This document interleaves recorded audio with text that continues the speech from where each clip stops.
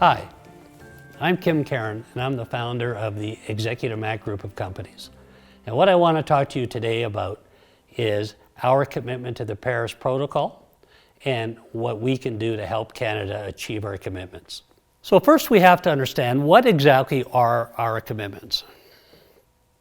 Well, phase one of our commitment is to reduce our carbon emissions by 30% of the 2005 levels by the year 2030. And phase two is to become a net zero carbon economy by the year 2050. Phase one is going to entail a carbon reduction of 483 billion pounds over the 2005 level. And by 2050, that represents a 1.6 trillion pound reduction in carbon emissions. As of 2019, our emissions have reduced zero. We're still at the same 2005 levels. So we have a long ways to go and a short time to get there. So now we know what the targets are. Let's get to work. So first, what we need to do is we need to identify a methodology to follow. So we need to measure. You can't manage if you can't measure. Simple business 101. And you can say you're green, but that doesn't necessarily say it is or it's so. What we need is a third-party protocol for validating and quantifying carbon emission reductions. Take, for instance, the supply chain. According to the Carbon Disclosure Project, supply chains are accountable for up to 4 times the greenhouse gas emissions of a company's direct activities or operations. Hence, the quickest way to green your business is to deal with companies who have already greened theirs. So let's take something as innocuous as the floor matting industry, which is part of most businesses' supply chain. Here's the overview of the Canadian floor mat market. It's roughly $420 million a year. 95% of that is controlled by foreign companies. And roughly 2 billion pounds of floor matting is processed each year. That's washed and dried and returned to service. The industry average is roughly 1 pound of CO2 pollution for every pound processed. That means the floor mat industry pollutes 2 billion pounds of CO2 per year. Unfortunately, Executive Mat is part of that industry. So what we've done is we've developed a technology that dramatically reduces the carbon intensity of our service.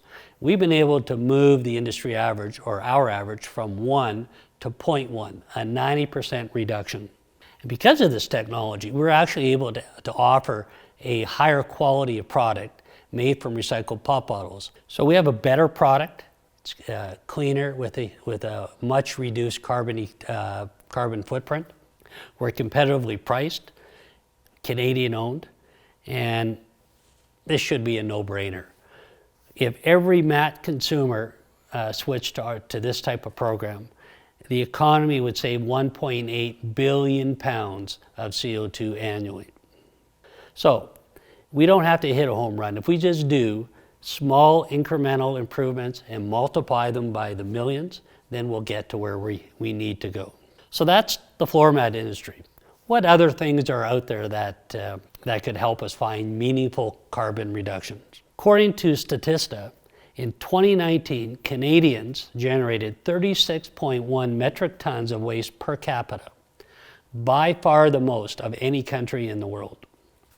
So what exactly is the environmental cost of being the most wasteful people on the face of the earth? Well, we could figure that out. So according to the Waste Reduction Council, for each ton or each pound of organic material that goes into landfill, it will decompose anaerobically and produce 4.45 pounds or tons of CO2 equivalent in terms of greenhouse gas emissions. And up to 70% of the material that we put in the landfill is actually compatible for use as a biomass material, which is considered carbon neutral under the Paris Climate Accord.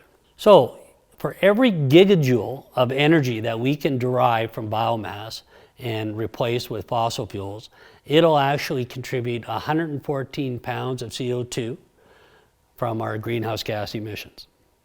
So now we have the methodology. We know what the damage is from landfill methane, landfill pollution, and we know what the opportunity costs are to use biomass in lieu of standard fuel sources. So let's go. Where do we start? So what we've done at Executive MAT in our Executive MAT group of companies is we've taken our 2012 oily towel to clean energy technology, and we applied it to the non-woven or the paper towel industry. Turns out 24.2 million pounds of waste paper towel ends up in our landfill every year. So in order for us to avoid putting the paper towel from our process in landfill, we looked at technologies to prevent that.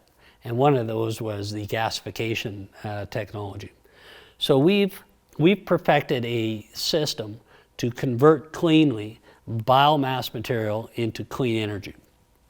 And we market that technology under our EcoGrowth banner. Our basic system will convert 183 tons per year to clean energy.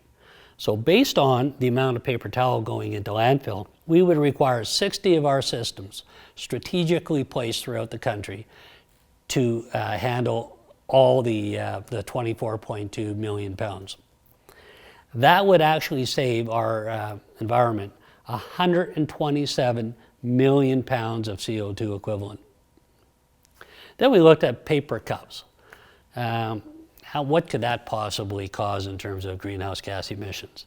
Well, Canadians use 2 billion cups per year, the equivalent of 77 million pounds, of which most ends up in landfill. So you get the idea. You apply the same methodology. That represents 405 million pounds of CO2 pollution per year. 191 of our systems, strategically placed throughout the country, could essentially recycle or prevent every last paper cup from going into landfill. Next, we looked at the coffee pod, the K-cup. In 2005, they represented 1% of all coffee drank or consumed. By 2019, that had jumped to 42%. That's 4 billion single-use coffee pods in landfill every year in Canada, which represents 239 million pounds. So what we did at EcoGrowth is we developed a system to actually recycle the K-cup. So we take it in and we separate the organics, which is roughly 96% by weight, and we're able to repurpose the organic material and prevent it from going to landfill. We call our system the K-cup, the compact K-cup recycler. It'll handle roughly 6 million coffee pods per year. So we would need 667 of our compact recyclers strategically placed throughout the country, and we could prevent every last K-cup from entering landfill. That's a net savings of over 1 billion pounds of CO2. And then the granddaddy is food waste. 77 billion pounds of food in Canada is lost or wasted every year. Most of that ends up in landfill, and 80% of that comprises water. So for food waste to be actually used as a biomass material, it first has to be dehydrated. And the whole dehydration process is what EcoGrowth does. So we make a wide range of systems. So if we were able to divert just 20% of the food waste that goes to landfill, we could reduce carbon emissions by 35.7 billion pounds per year. In EcoGrowth, we make a small system that'll accommodate 200 pounds per day for restaurants, small condo buildings, that kind of thing, all the way up to 10 metric ton per day systems for small to medium-sized communities. So if you add everything up, the mat service, paper wipers, paper cups, coffee pods, and 20% of the food waste, that represents a net reduction of 39.1 billion pounds of CO2 equivalent per year. The investment would be roughly $1.1 billion to build out the infrastructure to make this happen. Our overall target is 483 billion pounds. That's our commitment. 39.1 billion pounds represents 8.1%. So we're making strides towards our commitment. Now, if you put a price on carbon reduction, at $50 a metric ton, which is what our current carbon tax is at, that's 2.3 cents per pound. At 39.1 billion pounds, that represents $899 million of potentially monetized carbon offsets.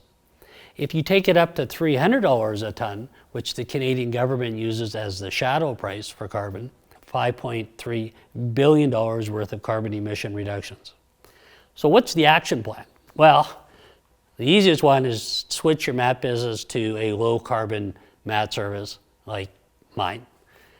And number two is say no to landfill. Let's get rid of landfills. But how on earth can we make that happen? That's business 102. How do you incentivize behavioral change? And my idea is we tie carbon intensity reduction to our monetary system. So to take a page out of the crypto world, let's look at the Bitcoin, which is fundamentally flawed. For one, it's based on nothing. There's no underlying value. But number two, the way new currency is introduced, it has to be mined, which entails an incredible amount of computing power, to the point where today the carbon emissions associated with mining for Bitcoin is actually greater than the entire annual greenhouse gas emissions of Argentina. It's a huge number. What if we could flip that around? And what if we could actually tie new currency coming into a monetary system based on reductions in carbon intensity or carbon emissions? Now we're all rowing the boat the same way. We could keep track on a blockchain type ledger, just like the crypto world, where 1 pound of greenhouse gas emissions equals 1 unit of currency. We could start very simply with a 1 billion pound target and work our way there and then just keep increasing the target. And imagine an economy based on greenhouse gas emission reductions. You would pay for your groceries using this form of currency. Mining future currency under this type of economy would require spending more and more time and energy on innovation to find new sources of carbon intensity reduction. That's a situation where everybody wins. So I want to thank you and invite you to help us achieve our goals and help Canada achieve our overall carbon commitments. Thank you.